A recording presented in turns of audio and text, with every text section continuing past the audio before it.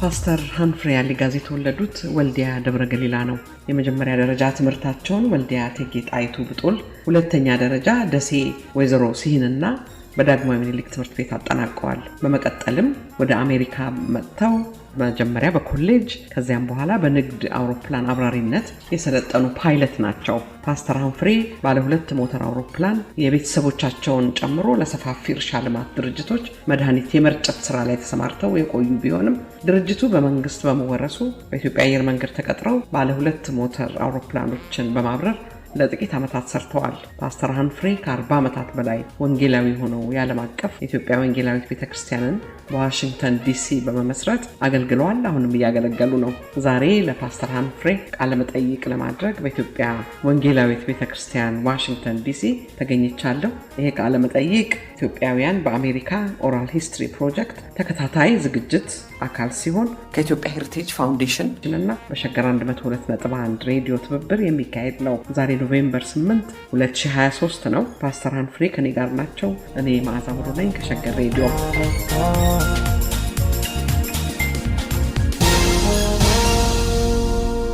ፓስተር ሃንፍሪ ቶሎ አልተሳካሉትም።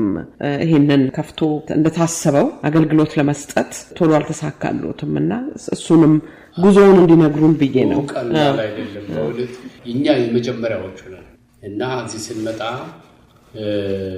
ሁሉ ነገር ጨልምልም ያለ ነው።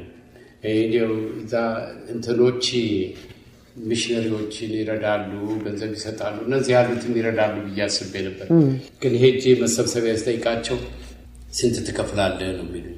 አይኔ የለኝም እርዳታ ምናምን ላይ እንደዚያ ነገር የለም፣ ገንዘብ ከሌለህ ማከራየት ነው እንጂ እኛ አንሰጥም ይሉኛል። በየቦታው ሄዳለሁ። በዛን ሰዓት እርሶ ወደዚህ የመጡበት 82 ነው አይደለ? በፈረንጅ አቆጣጠር 81 ብዙ ፖለቲከኞች ወደዚህ የመጡበት ጊዜ ነው እዚህ ሀገር። ስለዚህ ሰው እንዲህ በቀላሉ ወደ እምነት ወደ ምን የሚመጣበት ጊዜ አልነበረም። አይመጣም አይደለም። እና ስለዚህ በጣም ከባድ ነበረ። ያው እኔም የረዳኝ ጥሩ እዚህ የማውቃቸውን ሰዎች ያኔ ያለው እዚህ የማውቃቸውን ሰዎች ነው በእነሱ ነው የጀመረው። እና አሁን ቦታው ስለበዛ ተጨናነቀ፣ የግዴታ ቦታ ማግኘት ነበረብኝ። እና ይሄ በሆነበት ጊዜ አንድ ሰው ወንድሜ ታናሽ ወንድሜ እዚህ ነበር በስደት መጥቶና አንድ ሰው ተዋውቆ አስተዋወቀኝ። አሜሪካዊ ነው፣ ስቲቭ ይባላል፣ ጠበቃ ነው። እና ባይብል ስተዲ ልውሰድህ አለኝ። እሺ ብዬ ሄድኩ። ሲሄድ 12 ጠበቃዎች ናቸው፣ 12 ነጮች ናቸው። ሰፈሩ የነጭ ሰፈር ነው። እኔን ሲያዩ ገና ፊታቸውን ሳነበው ምን ሊሰራ መጣ? ነጭ አይደለም፣ ሎየር አይደለም፣ ምን ሊሰራ መጣ ብለው በቃ በጣም ተከፍተዋል። እሱም ደግሞ እዛ ምን እንዳሉት አላውቅም፣ ደነገጠና ጥሎኝ ያው ከነሱ ጋር እንትናል። እኛ መጽሐፍ ቅዱስ ጥናት ይወስዳሉ፣ ግን እነሱ የሚያጠኑት አይነት እኔ የሚገባኝም አይነት አለም። ግማሾቹ ካቶሊኮች ናቸው፣ ግማሾቹ ፕሬስቢቴሪያን ኤጲስኮፓል ምናምን ናቸው እንጂ ይሄ እኛ እንደምናውቃቸው አይነት አይደለም። ከዛ ስንወጣ መጨረሻ ሲጨርሱ ዋይን ነው የሚጠጡት፣ እኛ ደግሞ ዋይን አንጠጣም። እና ዋይን ጠጡ። እኔ ምንም መጥቼ አፌን ሳልከፍት ሳልናገር ምን ሳል ሄድኩኝ። ግድ የለም እነዚህ ሰዎች እንዳይፈልጉኝም እኔም ደግሞ በእርግጥ አልፈርድባቸውም፣ ምክንያቱም እነዚህ ወዳጆች ናቸው፣ አንድ አይነት ስራ ያላቸው ምናምን ብዬም ሐሙስ ነው የሚሰበሰቡትና ሐሙስ ለጠዋት የግል ጸሎቴን ስጸልይ ጌታ ስቲቨን ጥራውና ይዞ ይሄዳል። እነዚህ ሰዎች እኮ አይወዱኝም፣ አይፈልጉኝም፣ እንዴት ሄዳለሁ ስለው ያው እግዚአብሔር ዳያሎግ አያደርግም። ከዛ አሰብኩ ጸለይኩ ምናልኩና ወደ ማታ ላይ ደወልኩለት፣ መጥቶ ወሰደኝ። እንዲህ እያልኩ ስመላለስ 2 ወር ተኩል አንድ ቀን ይሄ ሰው ማን ነው ምናምን ብለው አላሉኝም ነበር። ግን ከ2 ወር ተኩል በኋላ የሱ መሪ ይሄ ሰው እኛ ጋር ከ2 ወር በላይ ሲመላለስ ስሙን አናውቅ፣ ከየት እንደመጣ አናውቅ፣ ዛሬ ለሱ ነው ጊዜውን እንሰጠዋለን። ከዛ እንደሱ ሲሉ ድንግጥ አልኩ። ስል እግዚአብሔር መንፈስ በቃ በደመና መልክ መጥቶ ቤቱን ሲሞላው ለኔ ባይዲ በራእይ ታየኝና ከዛ በኋላ የተናገርኩበት እንግሊዝኛ ከዛ በፊት ተናግሬ ማላቅ፣ ከዛም በኋላ ከዛ ተናግሬ አላውቅም። እኔ ሳልሆን መንፈስ ቅዱስ ነው የተናገረው።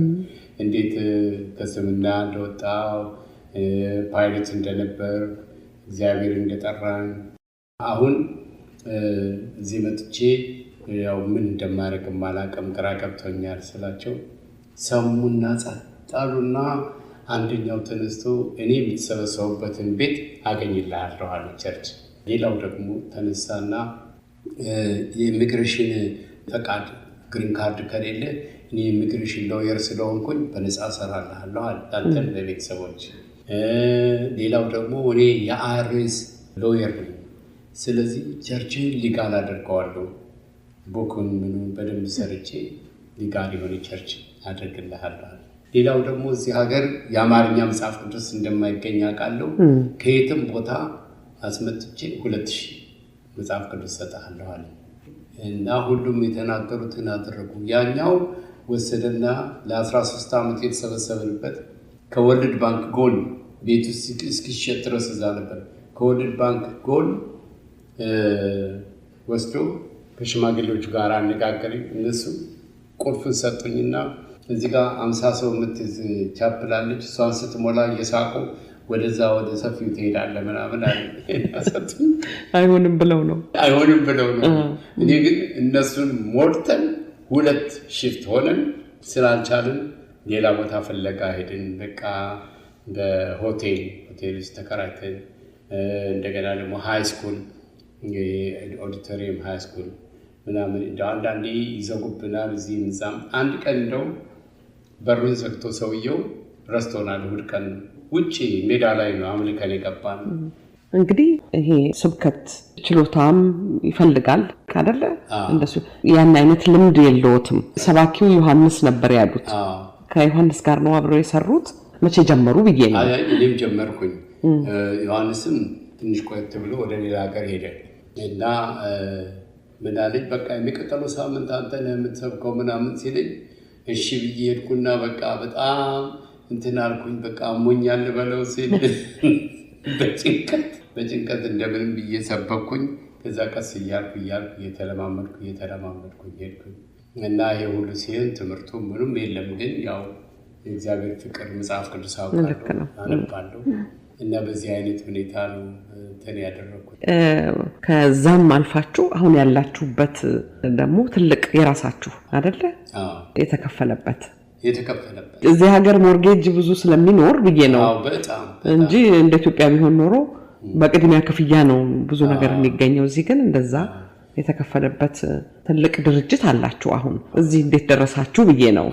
4 ዓመትም እንኳን አልሞላም እኛ ይህን ከፍለን ሲንጨርስ 1,700,000 የገዛ ነው ቤት። እሱም ራሱ በተአምር ነው። እዚህ መተን በእምነት አየን።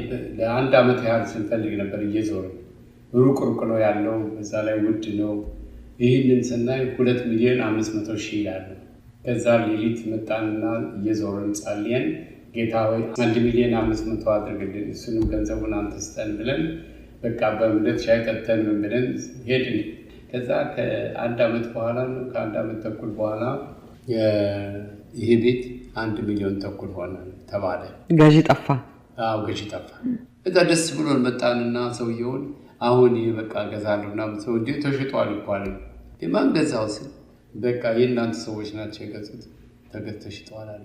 በምንም አይነት ማንም ሰው ሊገዛው አይችልም፣ ይሄ የኛ ነው አልኩት። ሳቀብኝ እና ሁሉ ነገር ጨርሰን እኮ ዳውን ፔመንት ሰጥተዋል፣ በቃ ራቲፋይ እየተደረገ ነው በቃ ምናምን አለ እንጂ ባካፕ ኮንትራክት ስጠኝ አልኩት። ባካፕ ኮንትራክት ማለት እነዚህ ሰዎች ከወጡ አንገዛም ካሉ ለሌላ ሰው ከመስጠት በፊት ለኔ እንዲሰጠኝ እንደው በቃ አይሆንም ተገዝተዋል ነው እኮ ምን አለበት just a piece of paper ብትሰጠኝ አልኩት። ይሻላል ሰጠኝ። ከ1 ወር በኋላ ነው ከ2 ወር በኋላ ደወለና በል እንዳልከው ሆነልሃልና ከተነጋገር አለኝ። አሁን ግን አለ ትሮም የእናንተ ሰዎች ናቸው እንገዛለን ብለው ከኮምፒውተር ላይ 2 ወር አስወጥተው እና እንደዚህ አድርገው ገንዘብ አስወጥተውናል። አሁን እንደሱ አይደለም 10,000 ትሰጣለህ፣ 10,000ውን በ2 ወር ውስጥ 1,700,000 ይዘህ ካልመጣ 10,000 እንወስዳለን አለ። ከዛ ደግሞ ሌላ 2 ወር ፈልጋለሁ ካልክ 40,000 ትሰጣለህ፣ ይዘህ ካልመጣ 40,000 እንወስዳለን አለ። ያ ማለት ምንድነው? እኛ 9 ዓመት የፈጀበንን 50,000 ዶላር ለማጠራቀም 9 ዓመት የፈጀው እነሱ በ4 ወር ይወስዱታል ማለት ጭንቀት ሆነ። በቃ ማን ይርዳል? እንደው ቁጭ ብድግ እንቅልፍ አጣሁ። በጣም መብላት ሁሉ አቃተኝ እና ጌታ ቦታውን ሳየው እግዚአብሔር እንደሰጠን አስባለሁ። ደግሞ ገንዘቡን ስመለከት ምንም የለኝ፣ ያቺ 50 ሺህ ናት።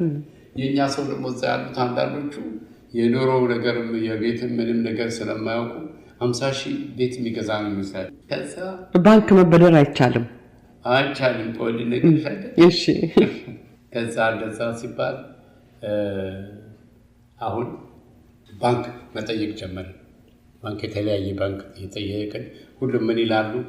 እናንተ ጋር ሚሊዮኔሮች አሉ ሊከፍሉ የሚችሉ ዋስ ሊጠሩ የሚችሉ የሚሆኑ ወይም ኮላተራል አለ ወይ ምናምን ይላሉ። ማንም ሰው እንትን አይልም። ግን ያችን 50 ሺህ ብር ለማውጣትና ለነሱ ለመስጠት ስለምትወሰድ በጣም ፈራሁ። ምክንያቱም ህዝቡ እንደ ትልቅ ነገር ነው የሚያት እና ምናልባትም ሊበተን ይችላል ይህ ገንዘብ ተወሰደ ነው። ከዛ እንደሱ ብዬ ህልም አሳየኝ ጌታ። ህልሜ ምንድን ነው? መኪና ውስጥ ተቀምጫለሁ። ውስጡ በርተዋል፣ ሞተሩ ተነስተዋል። ውጩ ግን ጥቅጥቅ ያለ ጨለማ ነው እና ጠብቃለሁ፣ ምንም አይነጋም። ከዛ እንዲህ አሁን ተራራ ላይ ልሆን መንገድ ላይ ልሆን ምን ላይ እንዳለሁኝ አላውቅም። ግን እዚህ ቁጭ ብዬ እንዴት እቀራለሁ? መሄድ አለብኝ። ገደል ብገባ ልግባ ብዬ ማርሻ አስገብቼ ሲሄድ ቀጥ ያለ ሜዳ ነው። ይሄ ማለት ለካ እምነት ማለት ዝም ብለህ ገባበት ማለት ነው ብዬ ሄጄ ነገርኳቸው። ያው ገንዘቡን ዳውን ፔመንቱን ሰጠን። አሁን ባንኮች መጠያየቅ ጀመርን። ሁሉም የሚሉት ምንድን ነው? የሚከፍልላችሁ ሰው ይኖር ወይም ደግሞ የተወሰነውን ገንዘብ እናንተ ግማሹን ክፈሉ ይላሉ። አንዱ ባንክ ብቻ ኔሽንስ ባንክ የሚባለው ምን አለ ኢንተረስት ስላደረባቸው በእኛ ይሄንን ለመግዛት በጣም ደስ ይለናል፣ በ13% እንሰጣቸዋለን ምናምን የሚል ከላሉ እና ከታች ግን ሁለተኛው ፔፐር ላይ የሚለው እናንተ 750 ሺህ ከሰጣችሁ። ከዛ አንድ አጋጣሚ ነው ስደውል፣ አንደኛው ደግሞ ሲግነት የሚባልበት ጋር ስደውል ምን አለኝ፣ ሌላ ቦታ ሰጥተውናል ግን 13 ነው የሰጡን፣ ከዛ ያነሰ ከሰጣችሁን እናንተ ጋር እንወስዳለን፣ እስቲ ኔሽን ባንክ የሰጠን ላክልኝ ሲል አውቄ አይደለም ጌታ ምስክር፣ የላይኛውን ብቻ ልኬ ታችኛውን ሁለተኛው 750 ነው። እነሱ ባንክ ኮምፒት ማድረግ ስለሚወድ በቃ እኛ በ11% ሰጣችኋልና በቃ ከእናንተ እንገዛለናል። እንደዚህ ነው የገባ። ግን ዳውን ፔመንት 300 ሺህ አምጧሉ ሲሉ 50 አለን ኦልሬዲ 250 ነው የሚያስፈልገን። ትንሽ ገንዘብ ደግሞ አስቀንስኳቸው ኤር ኮንዲሽን ስለሌለ 217 ሺህ ያስፈልገን ነበር። ከዛ በቪዲዮ በምናምን ህዝቡን አሳየውና ትንሽ ነው ያኔ 300 እንኳን አልሆነ አሳየውና ይሄ ነው እግዚአብሔር የሰጠን፣ እንግዲህ ሁላችሁ የምትችሉትን ሁሉ ገንዘብ አምጡና ተንብለን እንግዛባቸው። በዓል ነበረ። ይሄ ሴቱ በቃ እንትና አጊጦ ነው የመጣው ወርቅ። ከዛ ያንን ወርቅ እያመጡ አንዷ ለመጀመሪያ ጊዜ ነው የመጣችው 16 ሸዋሊያ አምጥታ እንዲዘርግፋ ሄደች። ገንዘብ ደግሞ አሁን ነው ያሉ ሲሉ እና 214 ሺህ ነው 17 ሺህ ያ የተፈልገው ገንዘብ እንሰጣለናል በአንድ ወር ውስጥ 44 ሺህ እዛው ከዛ ከ200 ሺህ እና እንደዚህ አድርገን ከዛ በኋላ ትንሽ እንደቆየን 3 ዓመት እንደቆየን እኛ ዕዳ ያስፈልገን መክፈል አለብን 450 ሺህ ነው ምናምን ነበር የቀረብን እና እንደሱ ብዬ ስላቸው ፈንድሬዝ አደረግን። በአንድ 450 ሺህ አወጣንና ከፋን። ሬዲዮ ጣቢያው ሸገር 102.1 ዝግጅቱ የጨዋታ እንግዳ ነው። የዛሬ የጨዋታ እንግዳችን ለረጅም ዓመታት ኑሯቸውን በአሜሪካ የመሰረቱት ፓስተር ሃንፍሬ አሊጋዝ ናቸው። ፓስተር፣ አሁን እንግዲህ ይሄ በጣም ትልቅ ድርጅት ነው። በቦርድ ነው የሚተዳደረው። አስተዳደሩ ምን ይመስላል? ምን ቅርንጫፎች አሉት? ከዚህ ከመንፈሳዊ አገልግሎት በተጨማሪ ምን ትሰራላችሁ? እሱንም እንዲነግሩን ፈልጌ ነው። እሺ፣ መጀመሪያ የሰራ ነው ኢትዮጵያ ሀገራችን ላይ ልባችን ስለነበረ እኔ እናቴ ልጠይቅ ሄጄ ሳይ እንደ ድሮ አይደለም። ልጆች ድሮ ከቤተሰቦቻቸው ጋር ነው የሚለምኑት። አሁን ደግሞ ትንሾች ልጆች ለብቻቸው በቃ እንዲህ እያሉ አንተ እናቴ ታለች እናቴ የለኝም አባቴ የለኝም ይላሉ ትንንሾች ልጆች። በጣም ውስጥ ያዘነ እንደኛ አሁን ዋተወስት እነዚህ አእምሮች ሎየሮች ሊሆኑ ሳይንቲስቶች ሊሆኑ የሚገባቸው ልጆች እንዲህ እያሉልን ለኑሯቸው ሲሯሯጡ ማየት በጣም ያሳዝናል።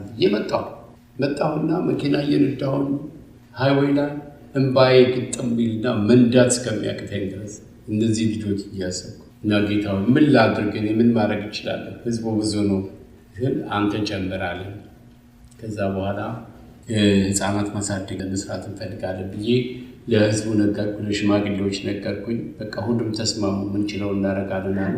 በ5 ልጅ ጀመርን ተከራይተን። ፈቃድ ለማግኘት በጣም ከባድ ነበር እና ፈቃዱን አገኘን። ከዛ በመንግስት ቤት ተከራይተን 5 ልጆች ጀመርን።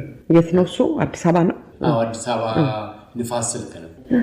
ከዛ በኋላ ያው መንግስት ጠየቀንና ደብረ ዘይት 54,000 ካሬ ሰጡ ትልቅ እና እዛ ላይ በ2 ሚሊዮን ተኩል በዶላር ማለት ነው እዛ ህንፃ ሰራን። እና ደግሞ ስንጠይቅ ልጆቹን ማሳደግ ያለብን እንዴት እንደሆነ ሪሰርች ስናደርግ በቤተሰብ መልክ ካላሳደጋቸዋቸው ዱርዬ ነው የሚሆኑት፣ ዶርሚተሪ ምናምን ውስጥ ከሆነ የሚያድጉት ተባለና አንድ እናት 10 ልጆች አክስት አድርገን የእሷን ቤት ለብቻ የልጆቹ ባንክ ቤት 5 በዚህ 5 በዚህ 5 ሻወር ያለው ሞደርን ኪችን ያለው ቴሌቪዥን፣ ሶፋ ምን ሁሉ ነገር በቃ በቤት ስታይል ምክንያቱም በፋሚሊ እንዲያድጉ ማለት ነው አድርገን ያንን 50 ልጆች ተቀበልን እና እነዚህ ልጆች ትምህርት ቤት ተከፈተላቸው። በጣም በጥሩ ሁኔታ ነው ያሳደግናቸው እና አሁን ከጥቂቶቹ በስተቀር ወደ 12 ምናምን ከሚሆኑት በስተቀር እንዲበዙት ትምህርታቸውን ጨርሰው ጠበቃ የሆኑ አሉ፣ ኢንጂነርስ የሆኑ አሉ፣ አይቲ ሳይንስ የተለያየ ነገር ውስጥ ገብተው እየሰሩ ማየት ደስ ይላል። አንድ ሰው እንኳን ይሰራል፣ አንድ ሰው እንኳን አልሞተብንም አንድ ልጅ ወይም ደግሞ እንትን መረን አልወጣብንም። አንዳንዶች አካዳሚክ እንትን የማይችሉ አሉ። እነሱ እንትን ሰብስበን የቮኬሽናል የሆነ ትምህርት አስተማርናቸው። እነሱም ስራ ጀመሩ። ከእነሱ መካከል 3ቱን የአሜሪካን ሀገር ይዘን መጣን። አሁን 2ቱ ለዶክትሬታቸው እየሄዱ ነው። አንደኛው ማስተርሱን አግኝቶ እየሰራ ነው እና በጣም ሰክሰስ ነበር ታሪካችን። አሁን ግን መንግስት ስለከለከለ አዲስ አትቀበሉ? ልጆች መቀበል አንችልም። ግን ባሉበት በየቤታቸው ወደ 140 የሚሆኑ ልጆች ስናሳድጋለን። ለምንድን ነው መንግስት የከለከለው? አቢዩዝ ስለነበረ አንዳንድ በተለይ አንድ ፈረንጅ የውጭ ሀገር ሰው ነው መሰለኝ እንደዚህ እንትን አድርጎ በጣም ብዙ አቢዩዝ አድርጓል ተባለና እንግዲህ ለዛ ሶሉሽን ከመስጠት ይልቅ መዝጋቱ ነው የሚቀለው እና ጥሩ እንደኛ አይነቶቹም ያሉትን ትተው ሌሎቹ ላይ ቁጥጥር ቢያደርጉ ጥሩ ነበር። ግን ጠቅላላውን ከዚህ በኋላ በኢህአዴግ ጊዜ ነው ከዚህ በኋላ በቃ ልጆች ተቀበሉ እና እኛ ደግሞ የተቀበልናቸው ልጆች የ2 ዓመት የ3 ዓመት ልጆች ናቸው። ትንንሾች ለምን ትልቅ ከሆኑ ኦልሬዲ ኑሮ የጀመሩ ናቸው እና ያስቸግራሉ በምን ለዛ አደረግን። ልጆቹ ደግሞ በጣም የሚያሳዝን አንዳንዶቹ እናት የሞተባቸው አንዱ ለምሳሌ በእንትን ውስጥ የተገኘ የጋተር እንትን ምንድነው ልጁ ሲጃራ እያስጨሱት ምን እያሉት በ2 ዓመት በትንሽ 3 ዓመት ላይ እንደዚህ በተለያየ ታሪክ ያላቸው ናቸው። እነሱን ሰብስበን አሳደግን እና ይሄ በጣም ደስ ይላል። ትምህርት ቤት ከፈትን። ትምህርት ቤታችን አሁን በዚህ ጊዜ በአሁኑ ጊዜ ከኬጂ ጀምሮ እስከ ሰከንደሪ ድረስ አለ ማለት ነው። ደብረ ዘይት ያለው ባለፈው ከኮቪዱ በፊት 900 ተማሪዎች እናስተምር ነበር። አሁን 500 ተማሪዎች እናስተምራለን። አዳሪ ትምህርት ቤት ነው እንዴ? እሱ አዳሪ አይደለም። አዳሪ ያኔ የነበረው መንግስት ከከለከለ በኋላ አቆመን። ይሄኛው ግን ተመላላሽ ነው። ገንዘብ መክፈል የሚችሉ ትንሽ ይከፍላሉ፣ የማይችሉ ደግሞ እንደዚሁ በስኮላርሽፕ የምናስተምራቸው አሉ። ትምህርት ቤቱ ያው እኛ ሰፖርት እያደረገ ነው እንትን የሚለው እና እናስተምራለን። እንግዲህ ከኢትዮጵያ ውጭ ደግሞ እዚህም ቅርንጫፍ አላችሁ ብዙ ይመስለኛል አይደለ? እሱ ደግሞ 2 ቅርንጫፎች አሉን አሁን በሚድል ኢስት። አንደኛው በተለይ ያው ቤይሩት የሚሄዱት እህቶቻችን በብዙ ግፍ ነው የሚኖሩትና ብዙዎች የተጣሉ ናቸው። አንድ ቪዲዮ አየሁ፣ እውነተኛ ቪዲዮ ነው። አሰሪዋ ፓስፖርቷን አቃጥሎ ከዛ በነፃ ሲያሰራት እንደገና ደግሞ እዚህ ሰርታ ስትጨርስ ሂጂ ቤት እናቴ ቤት እያሉ 15-16 ሰዓት በቀን የሚያሰሯቸው በ24 ሰዓት የሚያሰሯቸው በጣም በጣም ብዙ ጉስቁልና ያለበትን አየውና መንግስት ለምን አንድ ነገር አያደርግም? ዩናይትድ ኔሽን ሂውማን ራይትስ የት ሄዱ? በቃ ብዬ በጣም ውስጥ ያዘን። ከዛ መጥቼ ለሽማግሌዎችም ለቤተክርስቲያን መሪዎች ስነግራቸው በቃ አንድ ነገር እናድርግ ተባለ። ቤሩት ሄጄ አንድ ቤት ተከራየን። ይህ ቤት የተከራየነው ቻፕል አለው፣ እንደገና መኖሪያ አላቸው። ምግብ እዛው ነው የሚያበሉት። እና አይዳ መሐመድ የምትባል አንዲት ከኛ ኮሌጅ ግራጁዌት ያደረገች ነበረች። እሷን አመጣናት እና ሴት ብቻ ነው ሳሚያ፣ ሁሉም ሴቶች ናቸው፣ ወንድ የለም።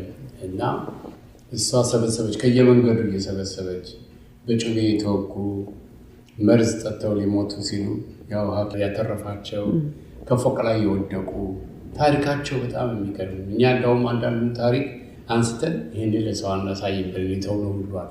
እነሱ የነገሩ እድሜያቸውን እንትን እያሉ የውሸት የ13 የ15 ዓመት ልጆች እድሜያችን 17 18 ነው እያሉ ትንሽ ልጆች ሁሉ ነበሩ። እና እነሱን ሁሉ አሰባስበን በቃ እያበላን እያጠጣን እግዚአብሔርን ቃል እያስተማርን እያስጠመቅን እንደውም ከእነሱ መካከል አንዴ ሄጄ ነበረ ሊጎበኛቸው እና ሲጎበኛቸው ሁለቱ ዳውንታውን የኢትዮጵያን ሬስቶራንት ከፍተው ሀብታም ሆነው ከዛ ምግብ ይዘው መጥተው በቃ ጋበዙኝ እና ብዙዎቹ ራሳቸው ሄደው ስራ እየተቀጠሩ ምን እያሉ በጣም አሁን ወደ 70 ምናምን የሚሆኑ አሉ እዛው ቤሩት። ግማሾቹ ያው ተመልሰዋል፣ ወደ ሀገራቸው ተመልሰዋል። ምክንያቱም ከባድ ጊዜ ነው ያለው አሁን እዛ።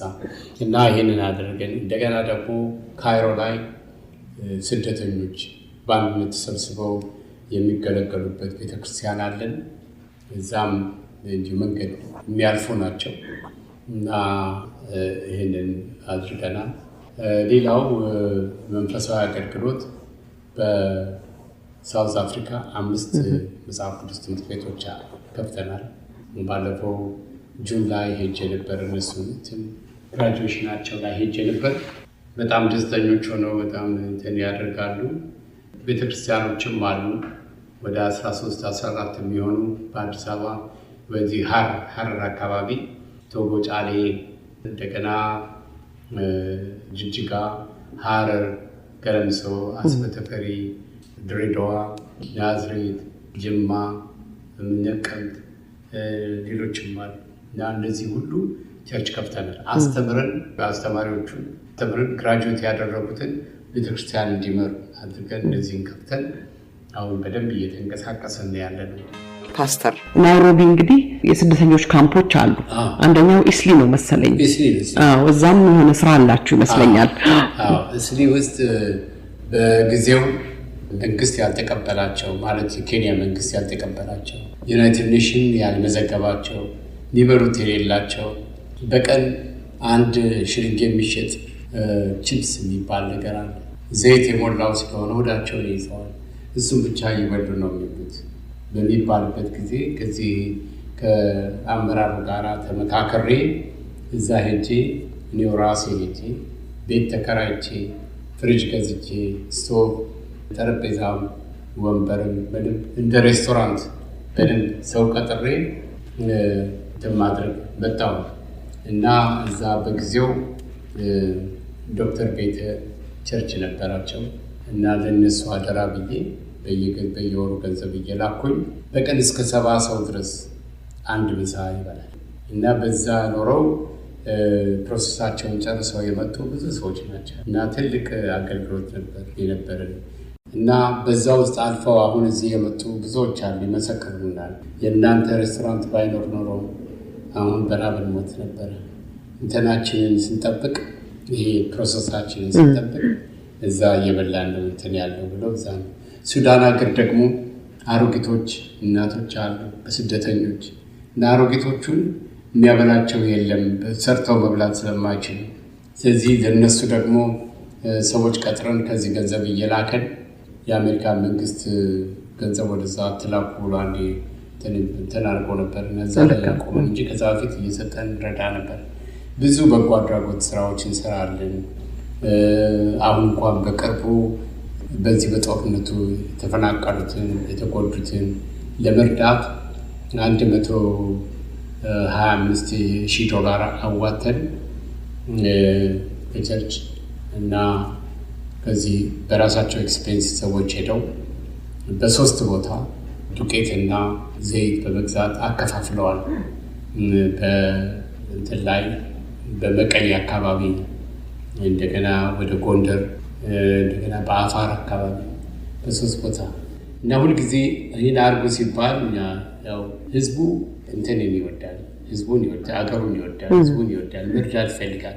እኔ እንደማስበው አሜሪካን ብቻ አይደለም ውጭ ሀገር ያሉ ሰዎች ሁሉ ሀገራቸውን ይወዳሉ፣ ሊረዱ ይፈልጋሉ። የማይረዱበት ምክንያት ነው የተረዳሁት ታማኝ ሰዎች በማጣት ነው። ብዙ ጊዜ ገንዘብ እንረዳለን ብለው ይወስዱና ሰርቪስ ቻርጅ ምናምን ብለው እዚሁ ያስቀሩታል። ስለዚህ የሚያምኑት ሰዎች ካገኙ ሀገሩን መርዳት የማይፈልግ ሰው የለም። በፍጹም ካለው ላይ ትንሽ ማካፈል የማይፈልግ ሰው የለም። ይህን አይቻለሁ እና ቤተክርስቲያኗን ስለሚያምኑ እኔንም ስለሚያምኑ እንደዚህ እናርግስን ያደርጋል። የስደተኛው ካምፕ ተዘጋ፣ ለምን አቆማችሁት ብዬ ነው። የናይሮቢው የተዘጋበት ምክንያት ምንድን ነው? የውጭ ሀገር መንግስቶች ድሮ ከዚህ ከነሱ ይወስዱ ነበረ እና አሁን ሁሉም አንወስድም ብለው ሲዘጉ ከዚህ በኋላ ማብላቱ ምንም doesn't make sense። ለምን እኛ ይሄን የሚጠብቁበት ነበር ፕሮሰሳቸውን እስከሚጨርሱ። ከተዘጋ ወደ ሀገራቸው መመለስ አለባቸው ወይም እዛ መኖር አለባቸው እና ብለን በዚህ ይዘጋል። ብዙ ጊዜ ግን ብዙ ተጠቅመውበታል።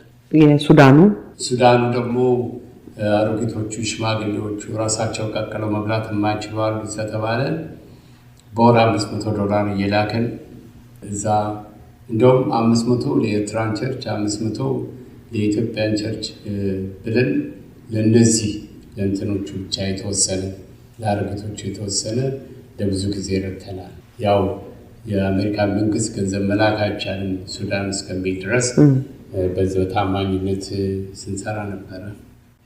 ይሄ ሁሉ እርዳታ የሚደረገው በቀጥታ ከምዕመኑ በሚሰበሰብ መዋጮ ነው ወይንስ ፕሮጀክት ሰርታችሁ ከአሜሪካ መንግስት ወይንም ከሌሎች ረጂ ድርጅቶች የምታገኙት አለ?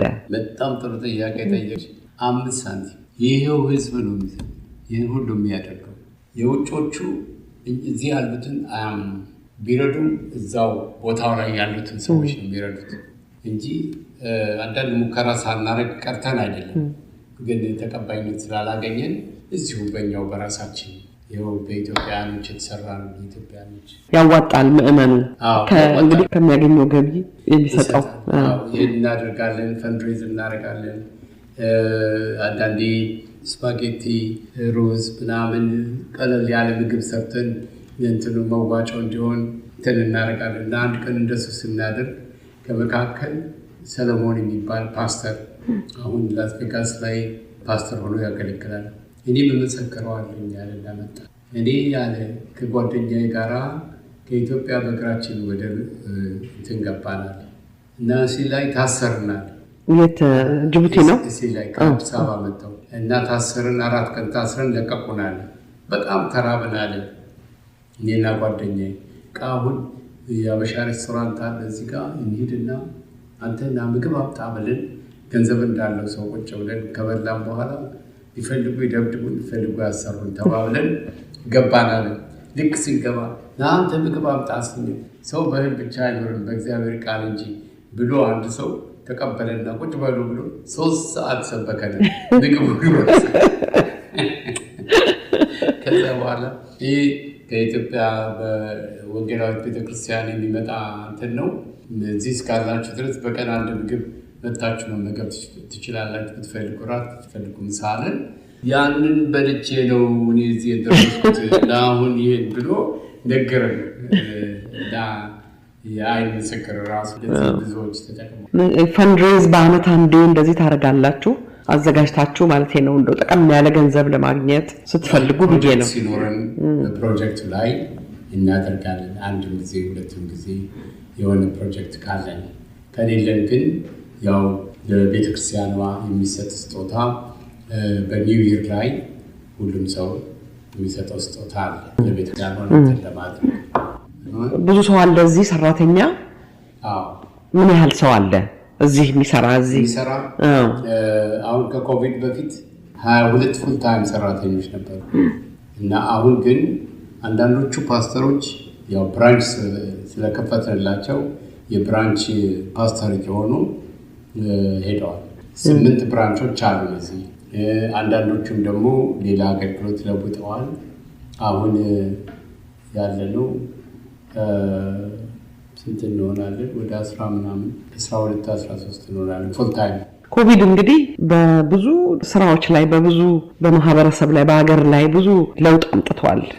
እንደናንተ አይነት ድርጅቶች እንደዚሁ ቤተክርስቲያን ብዙ ችግር ይገጥመዋልና ከኮቪድ በኋላ ወይም በኮቪድ ጊዜ እንዴት ተወጣችሁት? በኮቪድ ጊዜ በጣም ከባድ ነበረ። ምክንያቱም ዋናው ትልቁ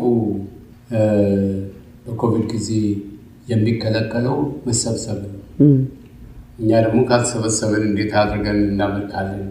እዚህ ቤተክርስቲያናችን የተዘጋበት ጊዜ ነበረ። ዘግተን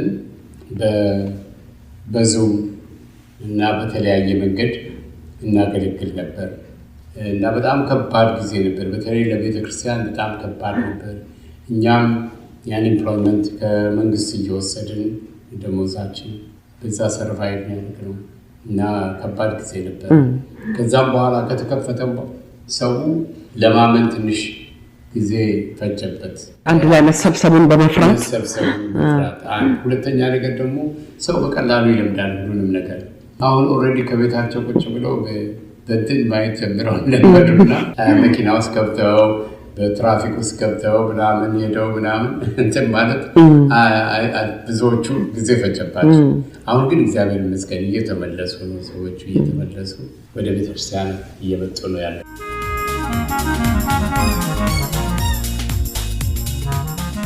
ከፓስተር ሃንፍሬ አሊጋዝ ጋር ያደረግነው ጨዋታ የመጀመሪያው ክፍል ይህን መሳይ ነበር። ለአሁኑ ከመሰናበታችን በፊት ይህንን ዜማ መርጠንላችኋል። ሁለተኛውን ክፍል ከጥቂት ፋታ በኋላ ይዘንላችሁ እንቀርባለን። አብራችሁን የረፍት ጊዜያችሁን ስለምታሳልፉ ደስታችን ወሰን የለውም። ሸገር 102.1 የእናንተ ሬዲዮ